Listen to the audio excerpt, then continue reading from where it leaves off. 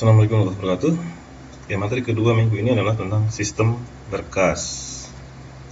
Ya, sebelum kita masuk lebih jauh, kita mempelajari dulu tentang konsep berkas. Ya, berkas adalah sebuah koleksi informasi yang berkaitan dan diberi nama setelah disimpan dalam secondary storage, storage umumnya. Biasanya sebuah berkas itu akan merepresentasikan data atau program. Ada beberapa jenis berkas, ya. Misalnya ada text file, itu sebuah berkas yang terdiri dari karakter-karakter yang terurut dan diatur menjadi barisan dan beberapa halaman. Kemudian ada source file atau file sumber, yaitu urutan dari berbagai subroutine dan fungsi yang masing-masing kemudian diatur sebagai deklarasi-deklarasi, diikuti oleh pernyataan-pernyataan yang dapat di-execute. Misalnya source code, ya, atau script. Kemudian object file adalah urutan dari byte-byte yang diatur menjadi blok-blok yang dapat dipahami oleh penghubung sistem.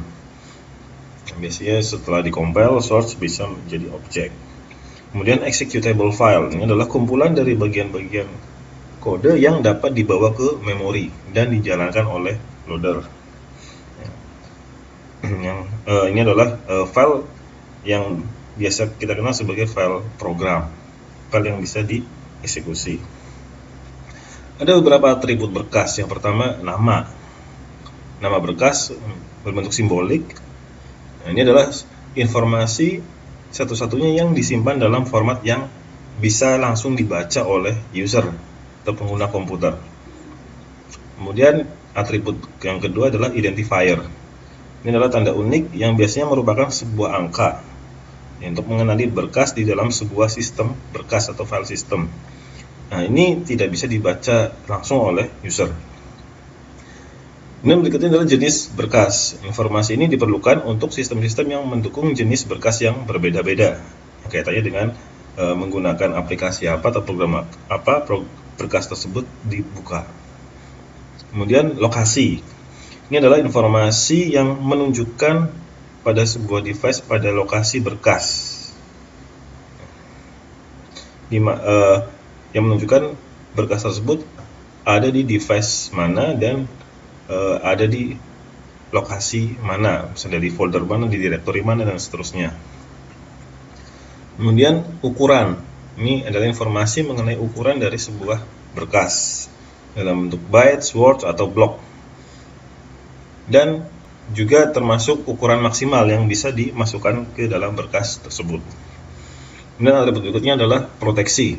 Ini adalah informasi yang menentukan siapa yang bisa melakukan pembacaan, penulisan, eksekusi, dan lain-lain ke dalam berkas tersebut. Informasi berikutnya adalah waktu dan identifikasi pengguna. Ini yang menunjukkan berkas ini kapan terakhir diakses, ya, pembuatannya kapan, modifikasi terakhir kapan, penggunaan terakhir kapan. Nah, ini sangat berguna untuk keperluan proteksi, keamanan, dan monitoring berkas, terutama untuk berkas-berkas yang diakses oleh beberapa user. Dan sebenarnya masih ada beberapa atribut-atribut lain yang saat ini ada di beberapa sistem operasi. Operasi-operasi pada berkas yang umum, ya, ini pembuatan berkas, create, kemudian ada write, menulis berkas, read berkas, membaca, memposisikan sebuah berkas atau memindah, ya, mereposition. Kemudian menghapus berkas, delete, serta menghapus sebagian isi berkas. Nah, sistem operasi ini membutuhkan struktur file tertentu untuk menjalankan atau mengakses sebuah file atau suatu file. Semua sistem operasi ini harus mampu mengenal minimal satu jenis struktur file. Jika sistem operasi mengenal semakin banyak struktur file, maka semakin banyak atau semakin luas aplikasi yang bisa dijalankan. Namun jika semakin sedikit struktur file yang dikenal sistem operasi, maka sistem operasi hanya bisa mengenal beberapa file yang bisa dibuka. Misalnya kalau kita menginstal sebuah program tertentu, maka kita bisa membuka file-file tertentu. Misalnya belum menginstal aplikasi semacam pengolah gambar, ya, misalnya, maka atau yang semacam Photoshop misalnya, ya, katakanlah, maka komputer kita nggak akan bisa membuka file tersebut karena belum mengenal. Begitu kita menginstall, maka baru bisa terbuka oleh program Photoshop itu misalnya. Metode akses untuk file ya, ada yang sekuensial, ada yang direct. Yang sekuensial berarti akses ke filenya itu harus berurutan ya. Jadi pembacaannya terurut.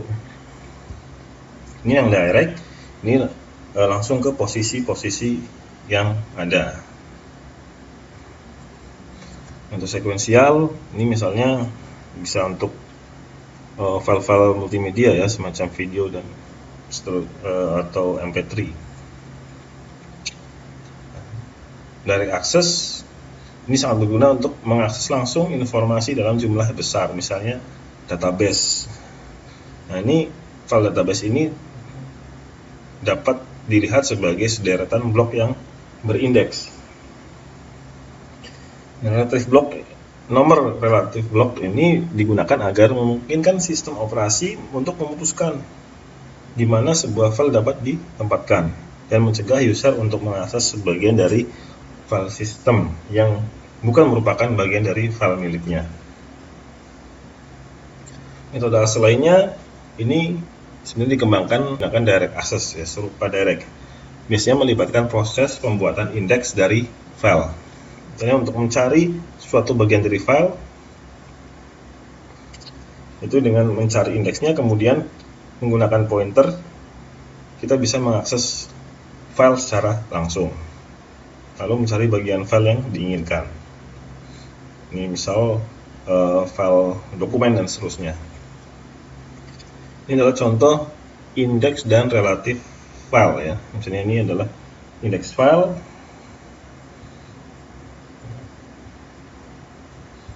Kemudian kita bisa membuka file tersebut atau isi dari file tersebut ya, yang ada di relatif file. Ini semacam pada database. Kemudian berikutnya struktur directory. Directory atau mungkin dalam sehari kita sering menyebut folder. Ini adalah merupakan sebuah entitas dalam sebuah berkas sistem yang mengandung berkas atau mengandung directory lain. Sebenarnya hakikatnya directory itu adalah sebuah berkas. Hanya saja berkas ini berisi informasi tentang file-file yang ada di dalam directory atau directory lain yang ada di directory tersebut. Nah, directory ini digunakan untuk pengorganisasian berkas atau file dalam sebuah sistem komputer. Dengan directory, berkas-berkas dapat dikelompokkan dengan lebih mudah. Berkas tersebut dapat berisi berkas ataupun directory lain, maksudnya berkas directory ya, sehingga directory dapat juga sebagai dapat disebut juga sebagai file atau berkas yang khusus atau yang istimewa, karena dia bisa berisi directory lain dan bisa berisi berkas. Nah, ini adalah beberapa atribut directory ya, sama halnya seperti berkas, ada nama, alamat, ukuran, tanggal, dan proteksi. Nah, ini operasi directory dalam buku Silvus Cat. Pencarian, cari berkas, membuat berkas, menghapus berkas, menampilkan isi directory, mengubah nama berkas, serta akses file system atau sistem berkas. Ini kalau di buku Tannenbaum. Operasi directory ada membuka directory, menutup directory, menambah directory, mengubah nama directory, menghubungkan berkas-berkas di directory yang berbeda, ya, itu mengeling ya, macam mengeling, atau membuat link ke file tertentu atau file lain. Kemudian menghapus hubungan file-file di directory yang berbeda, atau menghapus link.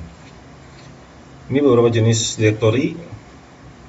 Single level directory ini pada komputer-komputer yang zaman dulu ya, dimana directory hanya satu level, dimana hanya ada satu directory tunggal untuk semua user. Jadi dalam satu komputer hanya satu level directory.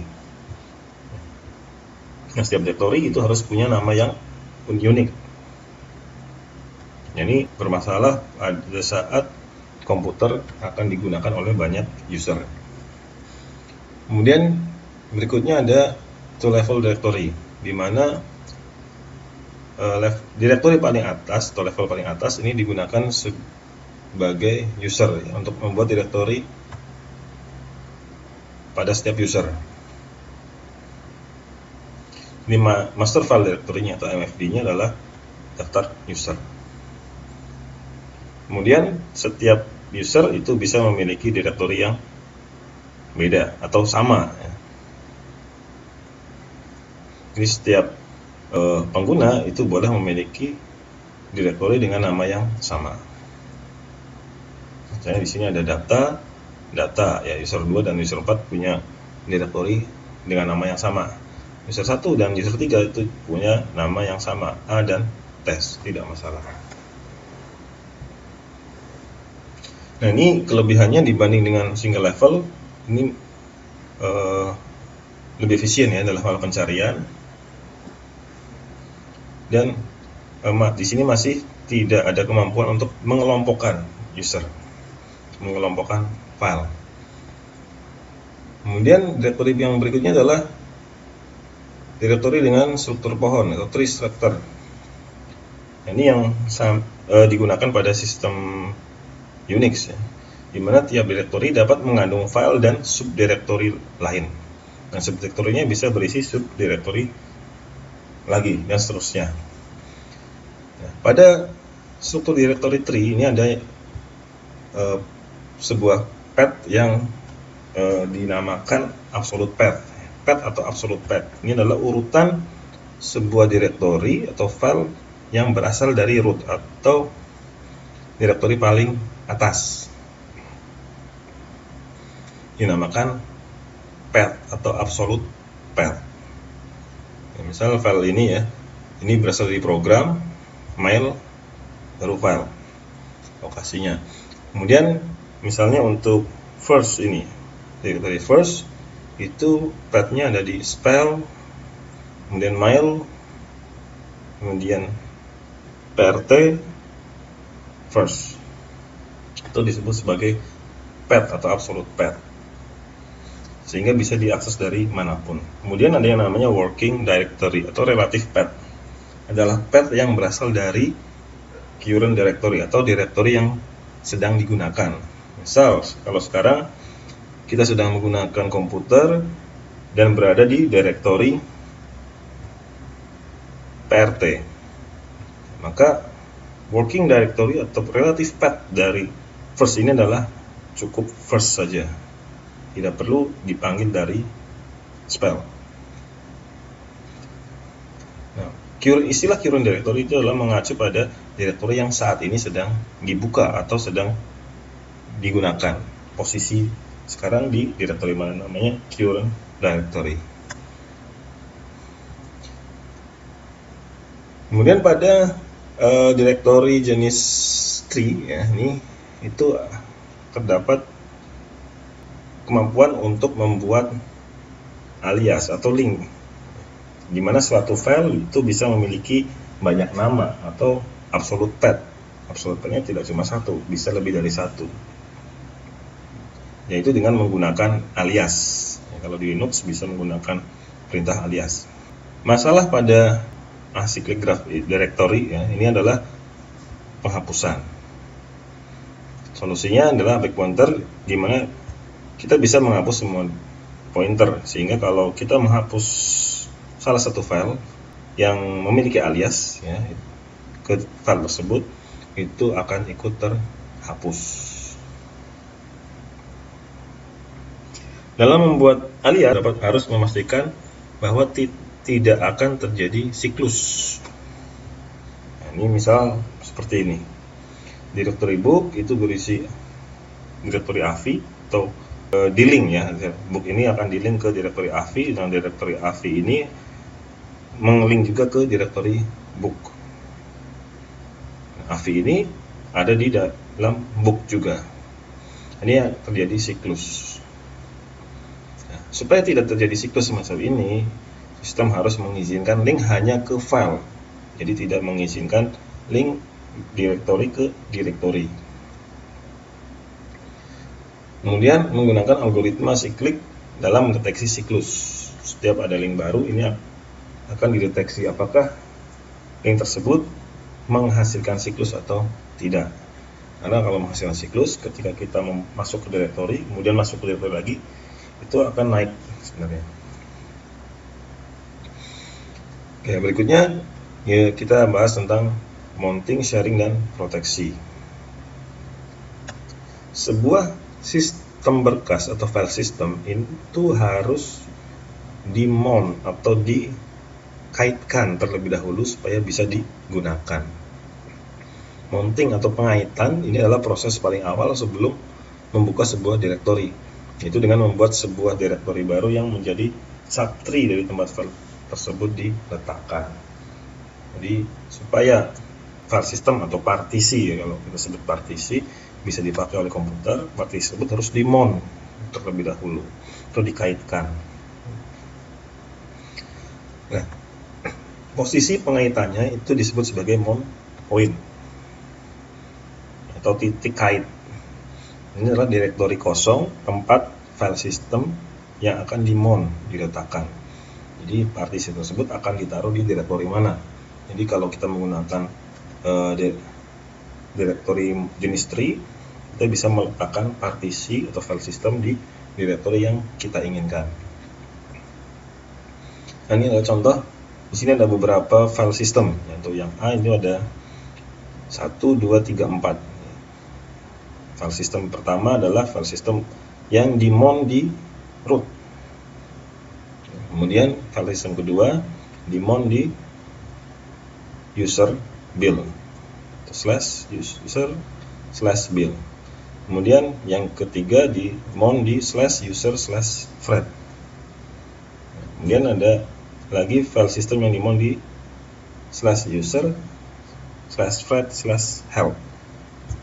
Jadi di dalam thread ini ada file system help juga.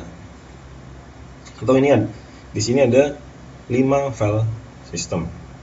Ini root, kemudian su, gen, kemudian yang kedua /gen/proc, yang terakhir adalah /gen/doc. Totalnya 5.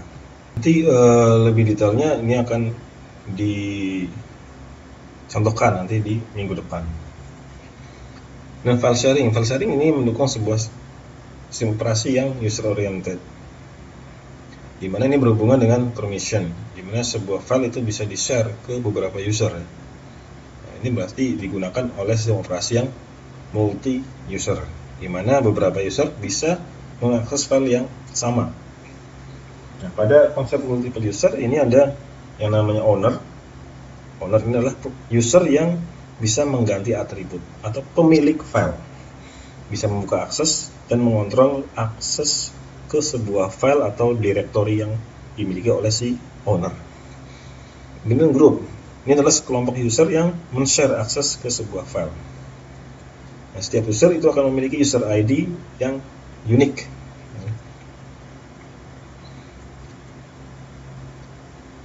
Nah, proteksi ini berfungsi untuk menjaga agar file itu lebih aman, ya, baik kerusakan secara fisik ataupun aman dari akses oleh user lain, ya, terutama untuk user yang tidak diizinkan. Ada beberapa jenis tipe akses, ya, baca, tulis, execute, open, delete, daftar atau list. Akses control list ini adalah asosiasi atau dapat dikatakan sebagai hubungan antara sebuah file dengan user dan juga grup serta jenis aksesnya. Ada beberapa jenis, ya, untuk mengakses, yaitu user, group, dan other. Ya, user ini adalah si owner tadi, user yang menciptakan file. Dan group adalah sekelompok user yang saling berbagi file. Dan grup ini berhubungan dengan si user atau si owner. Kemudian others adalah semua user yang saling terhubung dalam sistem, atau user siapapun yang bisa mengakses sistem, itu dinamakan others. Macam kalau kita membuka web, berarti kan kita mengakses sebuah komputer yang ada web servernya. Nah, kita dianggap sebagai others.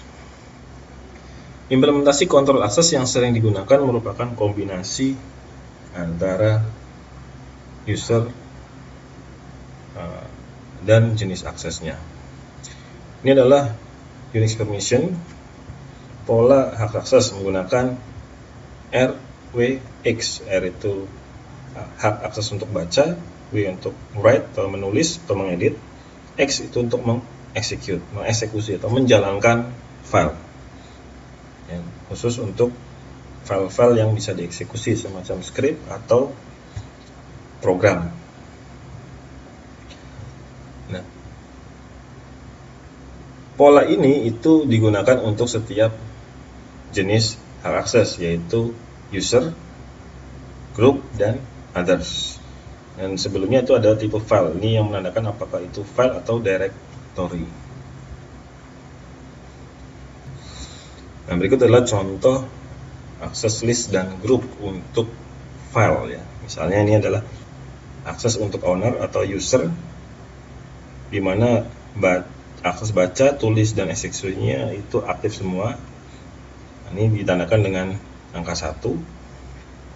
Nah, ini kalau biner ini berarti 7 ya, bisa kita artikan dengan 7. Kemudian untuk grup, yaitu grup yang berhubungan dengan si owner ini, aksesnya adalah baca, tulis, ya, tidak bisa mengeksekusi. Ini jadi file tersebut bisa dibaca dan diedit oleh sekelompok user yang terhubung dengan si owner. Kemudian public access, yaitu semua orang, itu aksesnya misalnya cuma eksekusi. Kemudian untuk menentukan akses file, misalnya file dengan nama game, ya, dengan nama game akan kita buat aksesnya semacam ini. Dan itu bisa menggunakan perintah chmod spasi 761 artinya ini, spasi game itu nama filenya. Atau bisa dengan cara yang lain yang sudah pernah dicontohkan ya, di praktek. Kemudian untuk mengattach sebuah file ke sebuah grup, misalnya file game ya ke grup worker, ya, maka perintahnya adalah chgroup spasi worker, nama grupnya, spasi game itu nama file atau directory. Nah, ini contoh akses list manajemen di Windows ya, modelnya beda dengan di Linux. Dan ini contoh akses list di sistem Unix. Ini adalah akses listnya ya. Ini menandakan directory atau file. Ini untuk owner atau user. Ini group. Ini others atau public.